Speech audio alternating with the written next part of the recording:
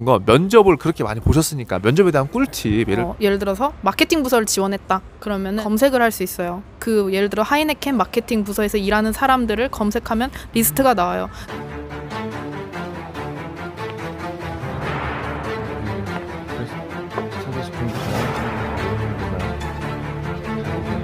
자, 여러분 안녕하세요. 면접중대장입니다.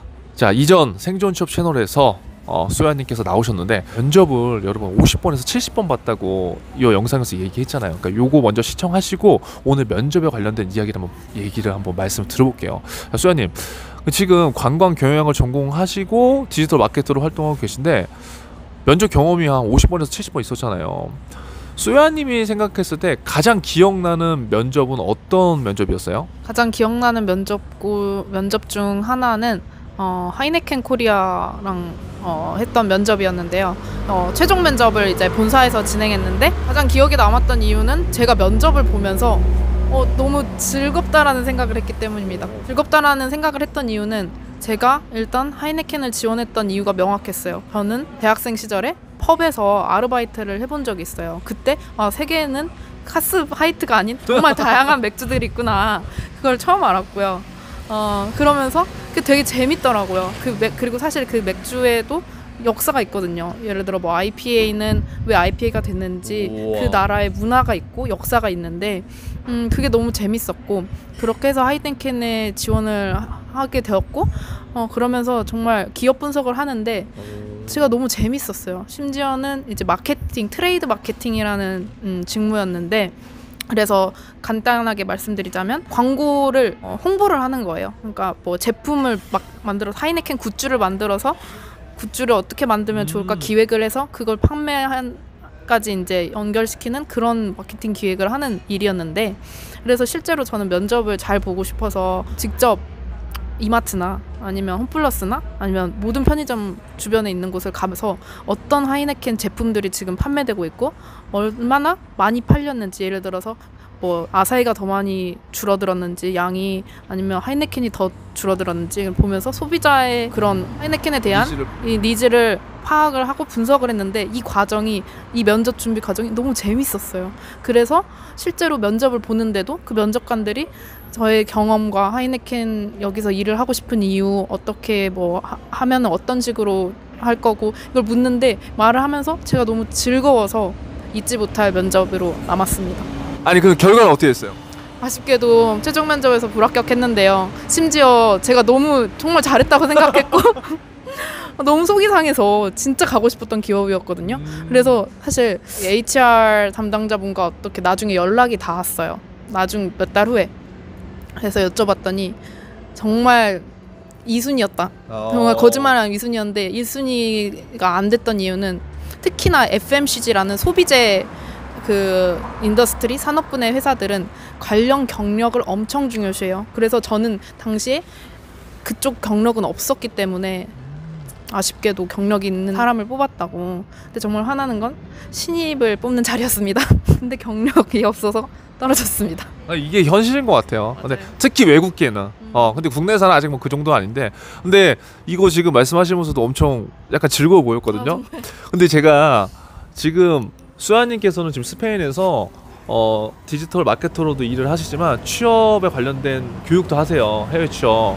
그러면 면접관으로도, 스타트업 면접관으로도 다른 지원자들을 보셨잖아요. 그러니까 내가 면접을 볼 때와 면접관이었을 때와 사실 포지션이 다르잖아요. 그러니까 면접관으로서 어떤 지원자들을 좀 뽑고 싶어요?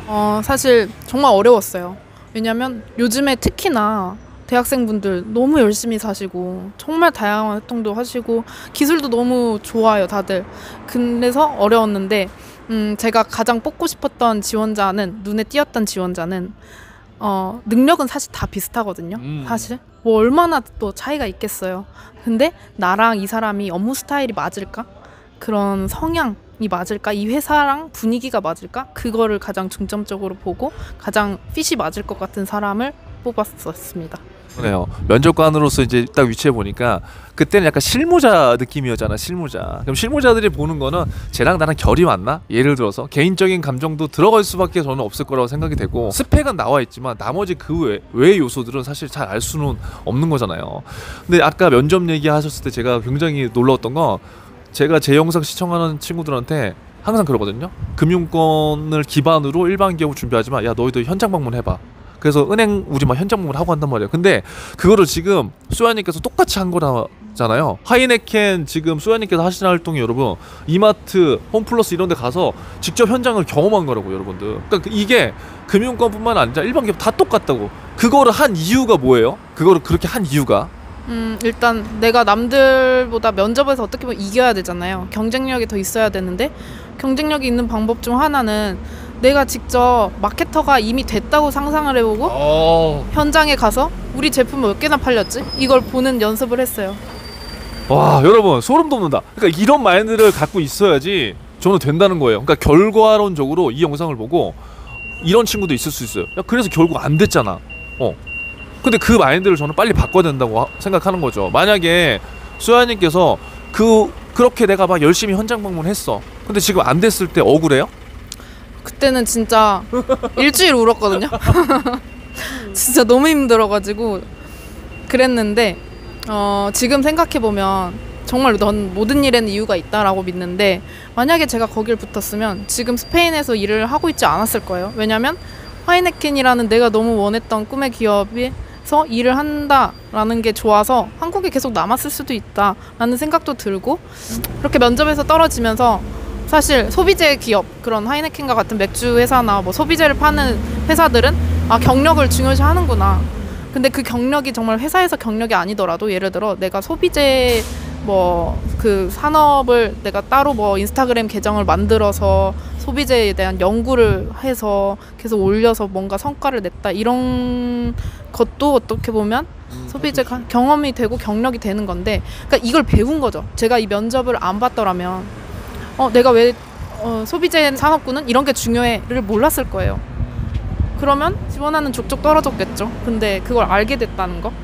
그러니까 굉장히 좋은 거 알게 됐네요.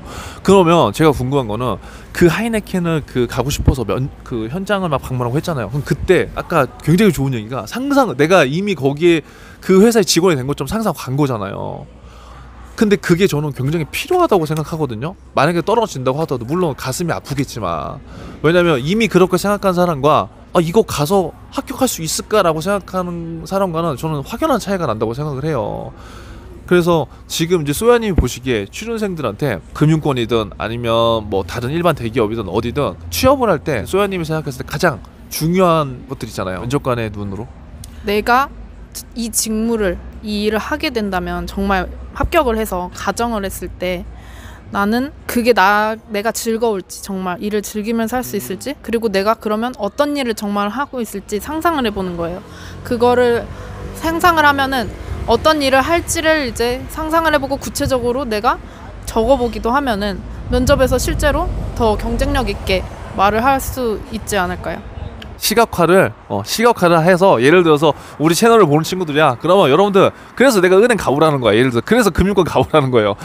거기에 창구에 앉아서 여러분들이 유니폼을 입고 일하는 모습을 상상하고 뭐 승무원을 준비하는 친구들은 당연히 그럴 거고 그래서 지금 소야님이 말씀하신 거는 이게 일종의 뭐 이미지 트레이닝이 되면서 또 나만의 목표에 대한 시각화를 통해서 여러분들이 목표에 가까이 갈 수 있게끔 뭐 그렇게 하는 건데 제가 마지막으로 이제 여쭤보고 싶은 건 면접을 그렇게 많이 보셨으니까 면접에 대한 꿀팁 예를 들어서 작게 있으면 면접을 볼 때 이렇게 보면 조금 더 뭐 본인을 잘 어필할 수 있다든가 아니면 그런 꿀팁 있으면 한번 마지막으로 한번 남겨주세요. 링크드인을 가지고 계시다면 내가 지원한 회사, 면접을 볼 회사에 예를 들어서 마케팅 부서를 지원했다 그러면은 링크드인에 검색을 할 수 있어요. 그 예를 들어 하이네켄 마케팅 부서에서 일하는 사람들을 검색하면 리스트가 나와요. 그 사람들을 들어가서 프로필을 보고 어떤 경력을 가지고 있고 무슨 일을 하고 있고 그리고 그 사람들이 가끔 포스팅을 올린 게 있다면 그걸 보고 그 사람의 성향, 성격을 미리 파악을 해보세요. 그리고 면접장에서 내가 이 사람이 좋아할 만한 말을 하고 태도를 보이는 거예요.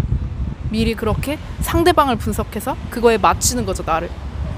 저는 링크드인을 사실 잘 안 해서 링크드인이 국내에도 지금 많이 활성화되어 있나요? 사실 국내에서는 외국계 기업 위주로 이제 많이 활성화가 되어 있는데 은행 같은 경우에도 링크드인 이제 계정에서 이제 활동하시는 분들도 있을 거예요, 분명히. 그래서 활용을 저는 꼭 취준생이시라면은 계정을 일단 만드는 걸 추천드립니다. 링크드인 여러분들 계정 하나씩 한번 만드시고 한번 이 방법도 뭐 써보시면 괜찮을 것 같아요. 그래서 이런 방법이라도 안 해봤으면 또 모르잖아요. 그래서 하나씩 해보시는 거 추천드리고, 그러면 정말 마지막으로 면접을 지금 50번에서 70번 보셨잖아요. 그러면 한 대략 몇 번 떨어진 거예요? 합격했는데 제가 안 간 것도 있고요. 50번을 봤다고 가정을 하고 10곳은 떨어지지 않았을까요? 자, 면접관을 하신 분도 50번 중에 40번은 여러 번 떨어졌대요. 그러면 그 40번을 떨어지면서 뭘 느끼셨어요? 이거는 보길 잘했다. 그래도 떨어져 보기도 잘했다. 왜냐면 면접을 끝날 때마다 전 늘 복기를 했어요. 바로 집에 가서 내가 받았던 질문 그리고 내가 했던 답변을 다 적고 뭐가 부족했고 뭘 잘했고 이 분석을 했어요. 그래서 그 다음 면접 때는 내가 어떻게 나아지게 할까 이런 뭐 개선점을 적고요. 그리고 그걸 실행을 했고요. 그렇게 면접을 그런 데이터가 쌓여가면서 다음 면접 때는 좀 더 나아졌고 그러다 보니까 최종적으로 지금 회사까지 합격을 했고, 그게 다 연결되는 어떤 계단이 아닐까. 그리고 그런 무엇보다 면접이 사실 되게 떨리는 일인데 정말 많이 보면 나중에는 그냥 다음 사람 이런 느낌이에요. 그냥 또 보네. 그래서 되게 마음이 편안해지고 자신감, 사실 면접에서 자신감도 정말 중요한데 떨리지가 않아요. 어느 순간 많이 보다 보면. 알겠습니다. 여러분 오늘 영상 보시면서 면접 여러분 많이 봐야 돼요. 많이 보시고 여러분들이 원하는 그 원타겟이 뭐 공기업이든 은행이든 대기업이든 그 원타겟에서 한 번에 갈 수 있는 사람은 상위 20%라고. 근데 우리 아니잖아. 그러면 많이 봐야 돼. 중소기업도 많이 보고 뭐 알바할 때 면접도 보고 많이 보셔갖고 그 원타겟을 갈 수 있는 그 기회를 저는 좀 잡았으면 좋겠어요. 그래서 아무쪼록 소야님이 오늘도 면접중대장 채널에서까지 말씀해 주셨는데, 소야님의 자세한 이야기는 어디서? 생존 취업에서 하나씩 정주행 해보시고요. 오늘 면접중대장 채널에서는 면접과 관련된 이야기를 했으니까 요거 참고하셔서 여러분 많이 지원하고 많이 면접 기회 잡았으면 좋겠습니다. 자, 마칠게요.